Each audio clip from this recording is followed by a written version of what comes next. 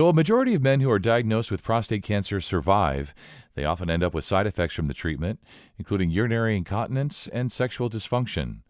My guest today, Dr. Jaspreet Singh, co director of Men's Health and Urology Services at Montefiore St. Luke's, Cornwall, is here to discuss prostate cancer, the treatment options, and the resources that are available to help survivors deal with the physical and mental effects of their treatment. This is Doc Talk, presented by Montefiore St. Luke's, Cornwall. I'm Scott Webb. Dr. Singh, it's great to have you back again. I know we've spoken a few times, and today we're going to talk about prostate cancer sort of broadly and treatment options, surgical options, prostatectomies, all of that. Before we get there, though, who's at the highest risk of prostate cancer? The men with the highest risk are the aging men above the age of 50, and also Caucasian men tend to have a higher prevalence of prostate cancer, although African American men tend to have higher stages and more aggressive prostate cancer. There's definitely a genetic risk to that. Men who have family history of prostate cancer are definitely at a higher risk. So something that, we should talk about so that instead of keeping the problem in your pants, the more we talk about it, the more men will go out and talk to their physicians about. Yeah, one of the things I've learned in speaking with you with the various topics we've covered is that there generally tend to be the types of topics that men don't want to talk about. Certainly, with just anybody on the street. So we need to get them in the office, get them to speak with experts like yourself. And just wondering, you say there's a strong family history genetic component. Is there behavior, lifestyle contributing factors when it comes to prostate cancer? Yeah, I mean, nothing that's been concrete in reproduction of data and looking at retrospectively patients. But Okay, in general, though, Scott, I mean, healthy living is important. So we all believe that the impetus for cancer tends to be some sort of an underlying inflammation. So healthy living is important, exercising, keeping the weight off, not smoking. sure. Whether there's direct correlation to prostate cancer, can't tell you for sure. Yeah, hard to know for sure. All right, so then let's talk about the signs and symptoms. We've talked before about things like male stress, urinary incontinence, and as you said, like those certain things aren't life threatening, they just really impact our quality of life. But prostate cancer is life threatening. And so we want guys to recognize the signs and symptoms and speak with the provider. So let's go through what they might be experiencing. Yeah, unfortunately, as with most cancers, they don't present with any symptoms. For example, colon cancer, we have to get colonoscopies every 8 to 10 years. So prostate cancer is very similar. Unfortunately, I think men tend to think that prostate cancer will present with symptoms of urinary changes, perhaps weakness of stream or getting up at night or frequency urgency. But that's not the case. Most of those urinary changes are associated with benign prostate growth, obviously, which occurs with aging as well. Sure. But with prostate cancer, the only way that's effective in screening for prostate cancer is the annual PSA level, as well as a prostate exam, a rectal exam that should start somewhere around the age of 50 and should be up until about the age of 75 to 80. Yeah, and I'm in my mid 50s, so I'm checking the boxes as you're going through the things that men should have done. Yes, check, check, check. Right. And so as someone who does have some of those issues because I'm in my 50s, as you say, sometimes having to go to the bathroom more often than you'd like and so forth. And you mentioned in our last podcast, it's never a good idea, to just basically stop intaking fluids, right? Don't just stop drinking fluids, especially I love coffee, as we've discussed. You got to live your life and you need to stay hydrated and all of that. So let's talk about then if prostate cancer has been diagnosed or prostate cancer has been found, what are the next steps? What are the treatment options? Yeah, so there are like four main buckets depending on the staging. So for most men that get diagnosed with prostate cancer, it tends to be early and at a low grade or low stage. And many of them we watch something we call active surveillance. That allows us the opportunity to understand the cancer better. And that's one of the nice things about prostate cancer is that for most men it's fairly slow growing and perhaps we can monitor until it necessarily, needs treatment. We can avoid some of the side effects to treatment. What are the two main ways we treat prostate cancer? Either we're removing it, a procedure called a prostatectomy, and or radiation and the various types of radiation that we have accessible, but most commonly something called external beam radiation, which can be a daily thing from anywhere from 6 to 8 weeks, as short as 5 to 7 days, depending on what type of cancer. So those are the two main ways we are treating prostate cancer is through surgery or radiation. Yeah, surgery, radiation, and as you say, depending on the stage and some other factors and things would, determine the course of action, a course of treatment. So then let's talk about recovery time, or survival rate. Maybe we start there. So let's talk about survival rate, regardless of the treatment, surgery or radiation. What's the prognosis, if you will, for survival? Yeah, so the one thing that, as controversial as PSA is and, often gets kind of poo-pooed in the media, and some doctors don't even offer their patients PSA screening at the fear of overdiagnosing. But the one thing that we cannot argue, which data has shown, is that over the last 25 years, the 5-year survival rate for prostate cancer for all stages has gone up from 68% to 99%. And the 10 to 15-year survival rate is very similar. 10 years at 97%, all the way up to 15 years at 91%. So, there definitely has been a shift in the survival of prostate cancer with PSA early screening. And now we have tools that we're using, some urine studies, MRIs, things like that, to improve the survival rate.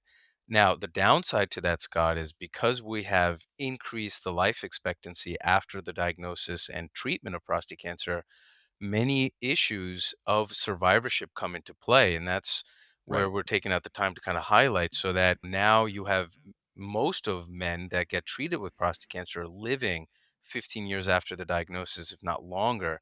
So, what does that mean? That means changes after prostate removal, like urinary dysfunction, is stress incontinence, perhaps changes as far as in the need to urinate frequently. Sexual dysfunction is very big after prostate surgery. You have a guy at the age of 55 gets diagnosed with prostate cancer, who we still consider young, and considering the average life expectancy of a male to be 85, that's a long time to live with side effects of prostate cancer treatment, with erectile dysfunction.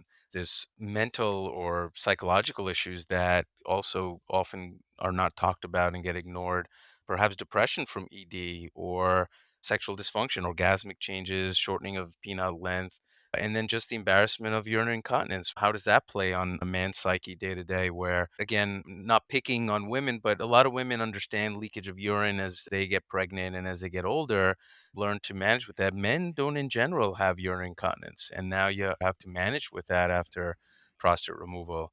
And it's not only just men who have radiation are not immune to side effects either. The same way, radiation therapy to the pelvis causes risk for scar tissue formation in the urinary tube, making it difficult to urinate.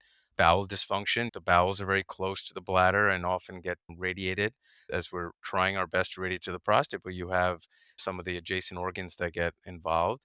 There's a risk of inflammation to the rectum, the bladder, blood in the stool. So there's a lot of these issues that I think don't get addressed. And that's the nice thing about being part of Montefiore St. Luke's system, is that we have a survivorship system. We have a nurse navigator that is easy to get a hold of, who can hold a patient's hand and plug them in into the right area.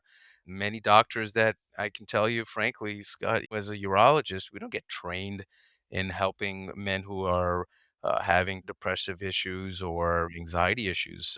We're not really trained to do that, or even perhaps even recognize it. So Hmm. I think patients tend to open up to other healthcare providers like nursing staff that can help patients to get them plugged in the appropriate area. So we recognize there's these side effects, and then also it's a long time. Men who are diagnosed with prostate cancer are not necessarily dying from prostate cancer or dying from other medical issues. What does depression cause its effect on being able to have the energy to go out to the gym or to take care of your regular health or eat healthy? So there's a lot of things that we're just kind of, I think, scratching the surface. And I think as clinicians, as we are learning that we have, patients for a lifetime, we need to be able to better recognize these issues. Yeah, and just taking all this in, it's like, congratulations, you've survived prostate cancer, whether it was radiation or prostatectomy. But you're gonna live now 10, 15 years or longer, and you're gonna be living with all these sort of side effects, if you will, of whatever you had done, as you say, urinary incontinence and some other things. Wondering if there are some resources. I know you said Nurse Navigator and this great survivorship program, but in general, like some resources you could point folks to. Yeah, I think the American Cancer Society has a great website in helping patients out. If you go on Montefiore St. Luke's website, get you plugged in the survivorship program. There are local chapters, men to men. Again, American Cancer Society has a prostate cancer men's group where men who are facing these challenges in this, together can have discussions, have a support group, kind of encourage each other, and also share resources. Perhaps Sure. something worked for one individual can help somebody else out, and somebody struggled with issues for several years may be able to share a resource that they discovered that helped them out. And then also, I think primary care physicians, or primary care providers in general, also are valuable in helping patients with survivorship, healthy living, weight control, avoiding things like smoking, and just in general living a good healthy lifestyle helps promote mental well-being as well. And it also helps, actually there were a couple of studies that showed that healthy eating effectively reduced the likelihood of prostate cancer reoccurring. So although we don't know what we can do to prevent prostate cancer, but let's say you get diagnosed and you're treated, what can we do to prevent this prostate cancer from coming back? And now we have two studies. One was the meal study, which showed that men who abided by a healthier living and avoiding any sort of high calorie foods tended to have a lower risk of recurrence. So these are all very important issues. Yeah, well, as always, I appreciate your expertise and today, especially your compassion. As you say, many doctors, surgeons like yourself aren't trained to spot the signs of depression, deal with depression in patients who are suffering. Yes, they've survived prostate cancer, but now they're suffering in other ways. So this is a lot of layers here. As you say, we've kind of just scratching the surface a little bit, but we certainly hope this helps listeners, and I appreciate your time. Oh, it was my pleasure. And thanks again, as always, for having me, Scott. And visit MontefioreSLC.org for more information about our Littman Cancer Center. And if you found this podcast to be helpful, please be sure to share it on your social channels and be sure to check out all the other Doc Talk episodes. This has been Doc Talk, the podcast from Montefiore St. Luke's Cornwall Hospital. I'm Scott Webb. Stay well.